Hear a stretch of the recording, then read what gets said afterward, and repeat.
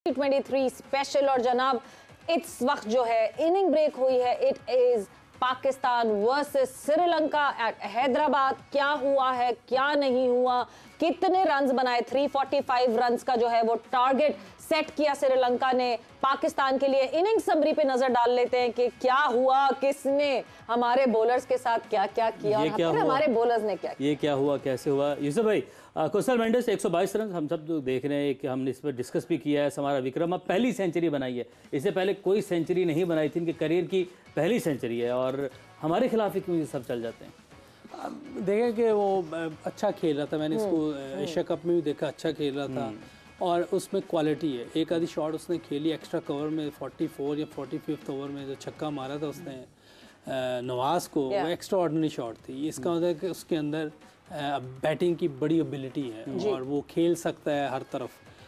ये इस तरफ आजकल के दौर में क्रिकेट खेलना है कवर की तरफ बड़ी अच्छी बात है, क्योंकि ज़्यादातर लोग ऑन की तरफ खेल रहे हैं T20 की वजह से। तो ये जिस तरह की इनिंग इसने खेली समरा विक्रमा ने, टॉप क्लास इनिंग है।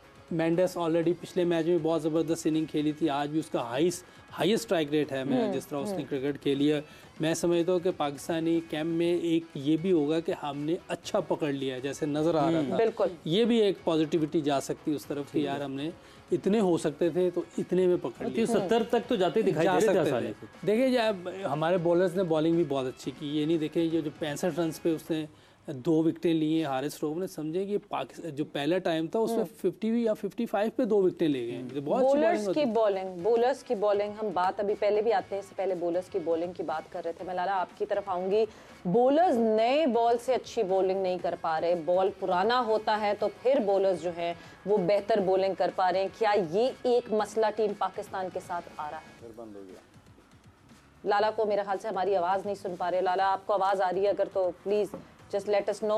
मैं coming back to you Yusuf, हम बॉलर्स की बात तो करें मगर there is first half of the match and then there is second half of the match. First half of the match में बॉलर्स ने फ्रेश बॉल से वैसी बॉलिंग नहीं की, नए बॉल से उस तरह की बॉलिंग नहीं हुई जिस तरह हम एक्सपेक्ट करते हैं। और मेरे ख्याल से लाला को फिर से आवाज आने लगी तो मैं वापस उधर स्विच कर जाती हूँ। लाला, 2 सेक्शंस में अगर हम बांट लें इस मैच को तो जो फर्स्ट हाफ था, जो नई बॉल थी, उससे बॉलर्स ने हमारी अच्छी बॉलिंग नहीं की, मगर सेकेंड हाफ में जहां बॉल पुराना हो गया वहां पे जो है बॉलिंग बेहतर दिखी हमारी।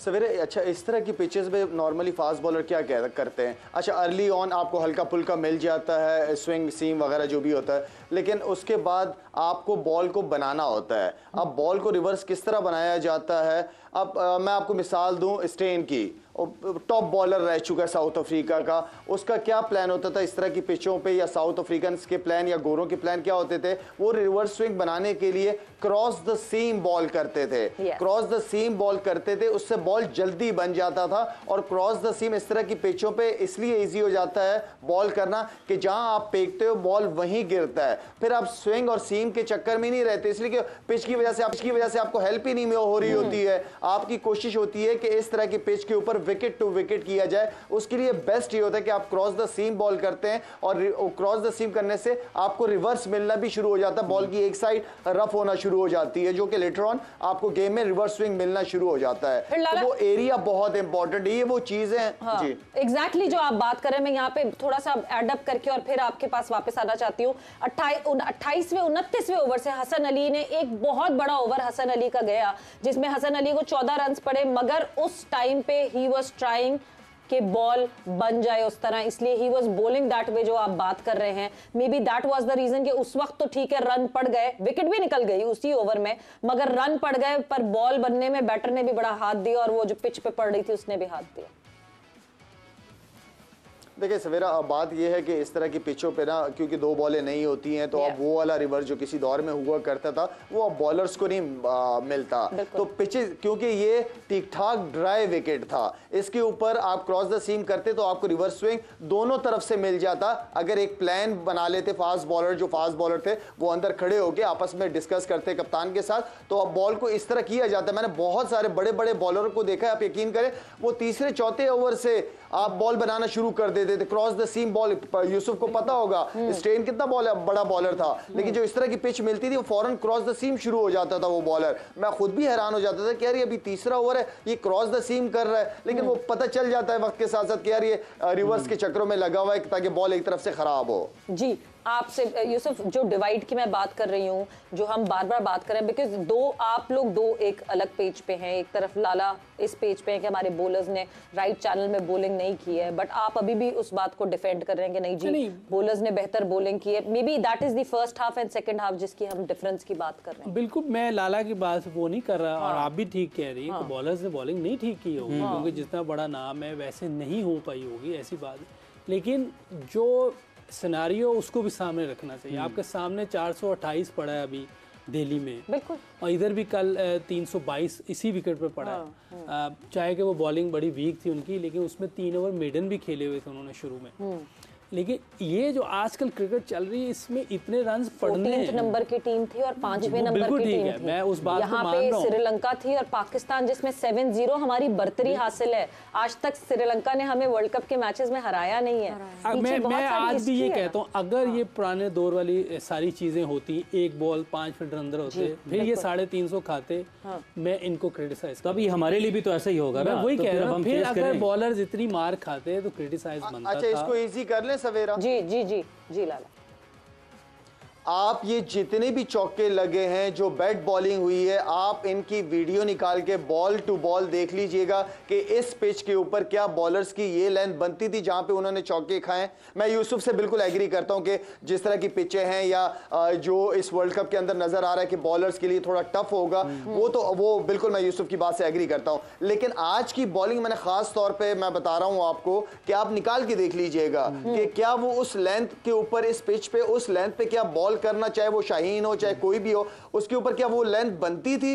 नहीं। आप हमेशा हार्ड लेंथ पे, जो हसन अली के अगर 3-4 ओवर की मैं बात करूं, उसने इतने अच्छे मुश्किल एरिया में उसने 3 स्टंप्स के ऊपर बॉल की है। इस पिच के ऊपर 3 स्टंप्स के ऊपर बॉल करनी पड़ती है। इसमें तो इंडिया की पिचों में तो वैसे ही रूम देना जो बैट्समैन के लिए बहुत ईजी हो जाता है, चौका मारना, लेकिन 3 स्टंप्स है, इसके ऊपर अगर आप बॉल करोगे, यहां से आप किधर हिट करेंगे मुझे बताएं? यहां से ना सामने हिट होती है ना मिड विकेट हिट होती है, यहां से ज्यादा सामने खेला जाता है। यहां से कहने का मतलब यह है कि इस लेंथ के ऊपर ज्यादा से ज्यादा हमारे बॉलर्स को बॉल करनी चाहिए। लाला, हम बॉलिंग के हवाले से बात कर रहे हैं। उस वक्त मैंने आज सवाल किया था, आपको आवाज़ नहीं पहुंची थी। अब ये टारगेट चेजेबल है, जो हुआ अब उस पर हमें पर्दा डालना है, आगे बढ़ना है, बैटर्स हमारे आ रहे हैं, तो क्या ये टारगेट चेजेबल है? और क्या माइंडसेट होना चाहिए, कप्तान का क्या पैगाम होना चाहिए, कोच का खिलाड़ियों को क्या पैगाम होना चाहिए?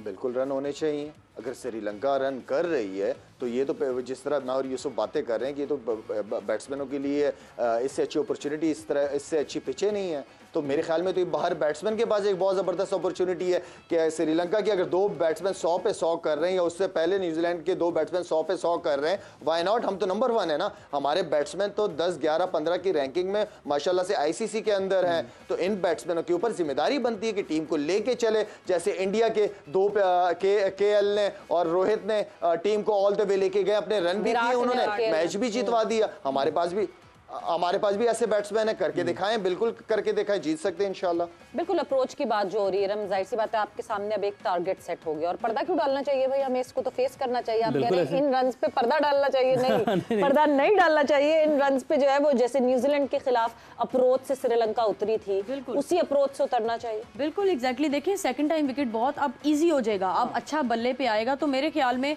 बैड बॉल का जो है मेन जो चीज होगी कि बैड बॉलिंग वो भी करेंगे, कह लें कि बाहर बॉलिंग वो भी करेंगे, तो उस चीज का फायदा हमने कैसे उठाना है वो हमारे बैटर्स के हाथ में है। तो फिर वही बात आ जाती है कि जितनी बहादुरी से खेलेंगे तो ये स्कोर क्यों नहीं चेज होता। अच्छा भला चीज। एक छोटा सा जवाब मैं यूसुफ आपकी तरफ से चाहूंगी और फिर उसके बाद हम प्रेडिक्शन की तरफ जाएंगे। पावर प्ले हम स्लो स्टार्ट करते हैं और उसके बाद हम चार्ज करते हैं, मगर आज क्या पावर प्ले से ही शुरू कर देना चाहिए?